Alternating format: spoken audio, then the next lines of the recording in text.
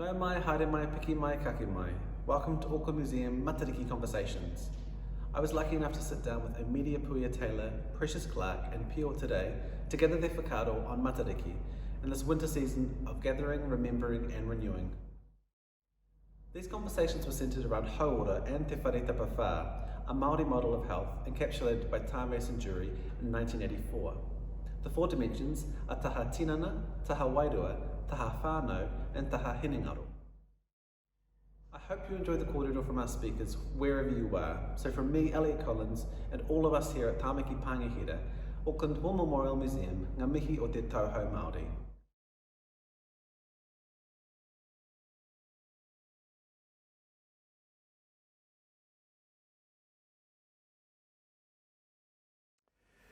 For me personally, we've actually grasped Whare Tapa Whā in our whānau because we needed something that was simple right there as a template for the way our whānau could look after ourselves, basically. Our hinengaro, our physical, our environment, our whānau, all those things. It's just there and it's just so plain. It's genius, really.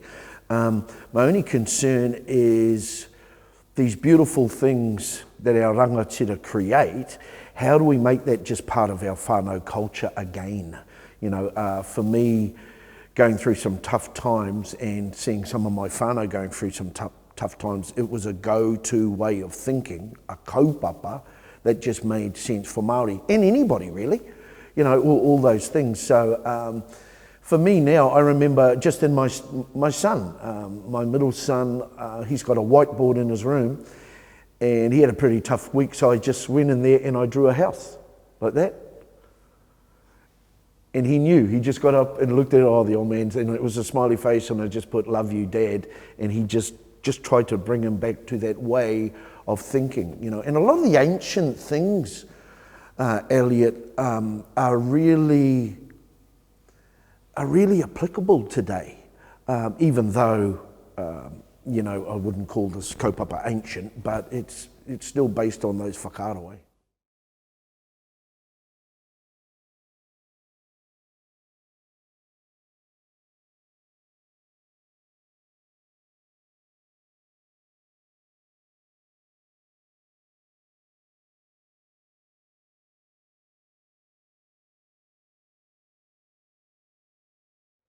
Everybody talks about, a lot of the old people talk about whakapapa, ko wai koe, who are you, no how koe, where are you from? And like when you're a young fellow, that's obviously quite some, I go, yeah, whatever, I'm from Te Ratu, Sylvan Crescent, it's a good place, we've got a dairy up the road. But when I think about whakapapa now, for me personally, there's two types of whakapapa. Te whakapapa o te tangata me te toto, so it's the person and the blood. Me te whakapapa o te tangata me te aroha, okay, which is the whakapapa of relationships, okay. So, te taha toto, the bloodlines. I know my bloodlines. I'm part of this. I was actually adopted, not whāngaid, but I was adopted within the same whakapapa, the same marae, the same maunga. And when I go back to those places, I feel this total sense of belonging. And I'll come back to that shortly, okay? So I belong as a Māori man to something bigger than oneself, okay? So that means, well, here's the question. Sorry, I've swapped the interview around. The question, should that make me less likely to be lonely because I belong to this bigger thing, okay? There's belonging and immersing. Okay, so I immerse myself in it. And when I do feel lost, and when I do feel lonely, whakapapa is the cradle to look after that wairua, because I immerse they're just not names on a piece of paper, or places or whatever. So, if whakapapa is utilised to protect your wairua, how important is it that our kids have whakapapa? Warts and all. With all due respect, I think our whakapapa goes back to an American sailor who was actually an Inuit, and then it comes down through us. So whakapapa is just a beautiful thing that I'm really enjoying at the moment, and I've given to my tamariki, you know.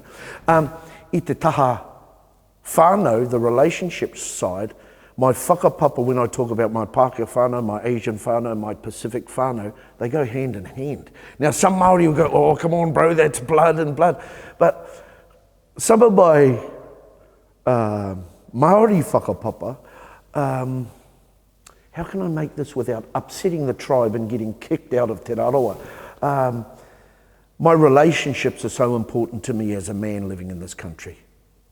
And they're not all Māori whakapapa relationships. Can I have both? I'm taking both, because it's a better place to be. But for our tamariki, those I think are really important, to have their relationships with their friends, people who are unlike them when it comes to blood, which is really healthy, but also a place to stand and grow from, which is your whakapapa. And as Māori, you know, I give my Te Arawa mates a hard time, you know, you penny divers, and I give them a hard time, and Taranaki, I go to Taranaki wearing their t-shirt, you know, but that's the beauty of us, and I celebrate those little differences that we have, those dialect differences, those things that we all have as Māori. But whakapapa to me is an opportunity to weld us together, eh?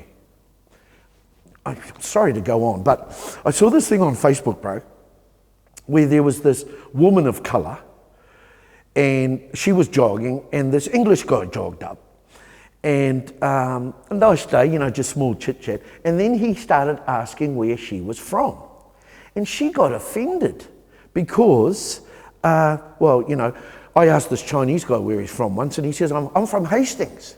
And I said, no, where are you really from? Anyway, in this thing, she got offended and started taking the mickey out of him. Well, where are you from?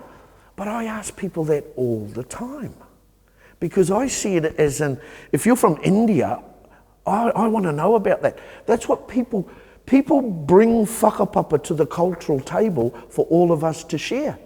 So with your taha Pākehā, you know, and I'm not sure what it is, we've just adopted you into the whānau now, but I respect that side of you, and I want to celebrate it with you. If you don't know it, where's the party, cuz?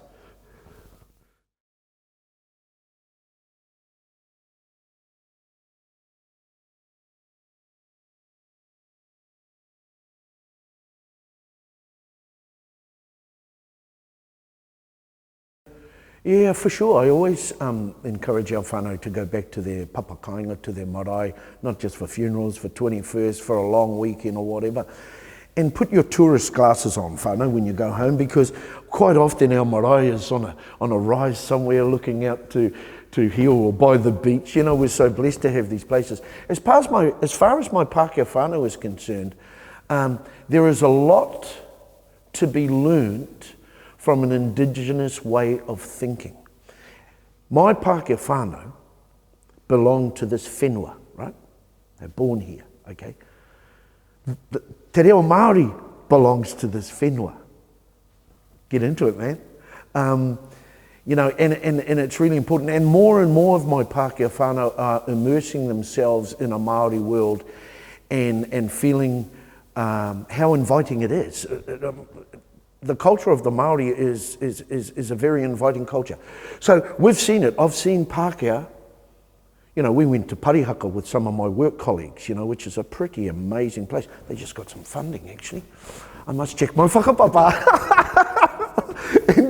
and which is a pretty amazing place. And my Pākehā whānau cried to hear the stories of that place. So their empathy with me as part of their whānau, not that I'm from Parihaka, but their empathy changes when they go, that's why you think like that, bro. And we need to be partners. The treaty, bro, is a bit like a marriage, and quite often for Māori, in a lot of cases, we're actually still waiting at the altar.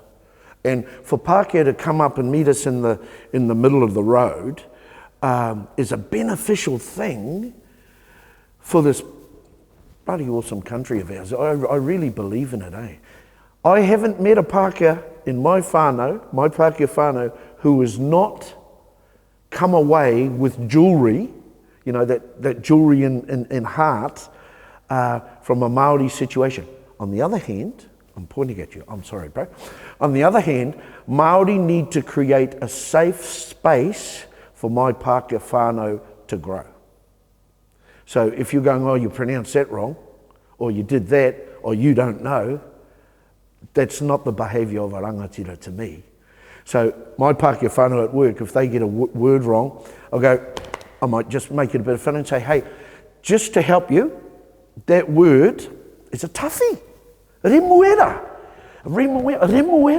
It's a toughie. But you know, so that you can see them working on their computer going, remuera, and giggling. And well, I've created an atmosphere between those two people. Who are the beneficiaries from that conversation? Two people. Good fun too.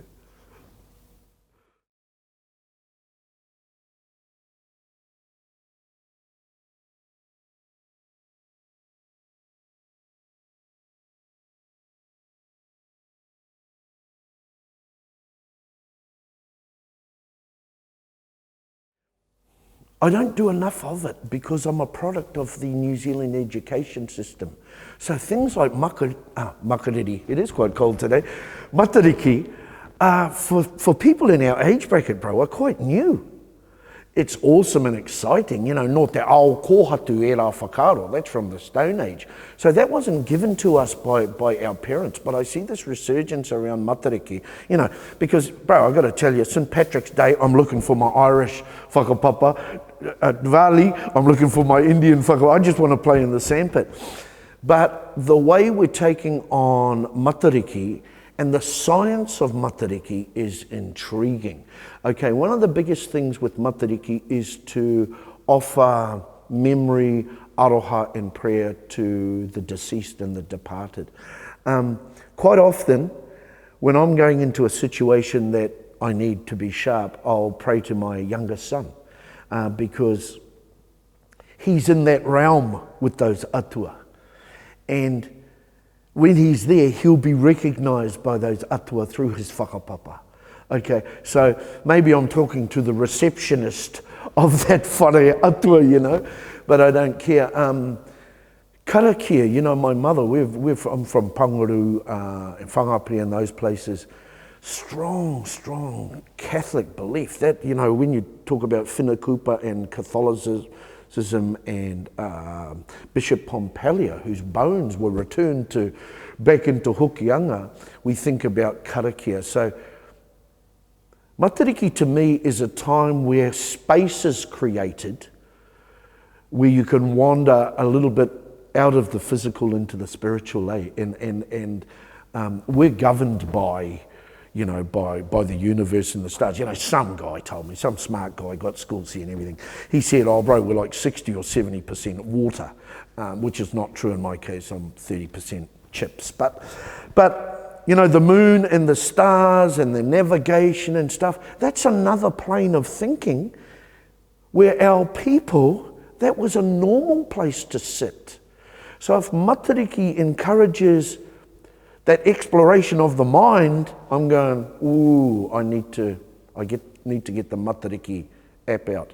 But I've got the app on my phone. This is a good day for catching fish or planting kumara or whatever. So,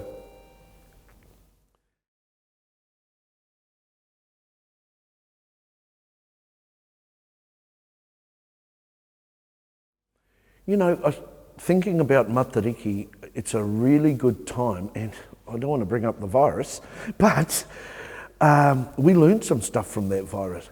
Matariki is a place where we can create space and create vision.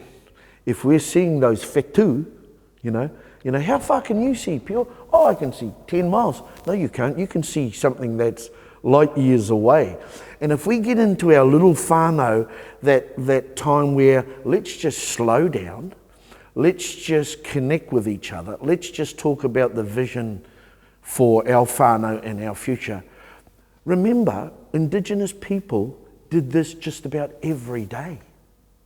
From the Amazon to the deserts to they thought like this, all the time. So, you know, the machinery of life makes our brain shrink actually, and we can't get confused between education and intelligence. Matariki is that time for that other intelligence. I think it's a good practice to do. Bring it on, bro. And eat.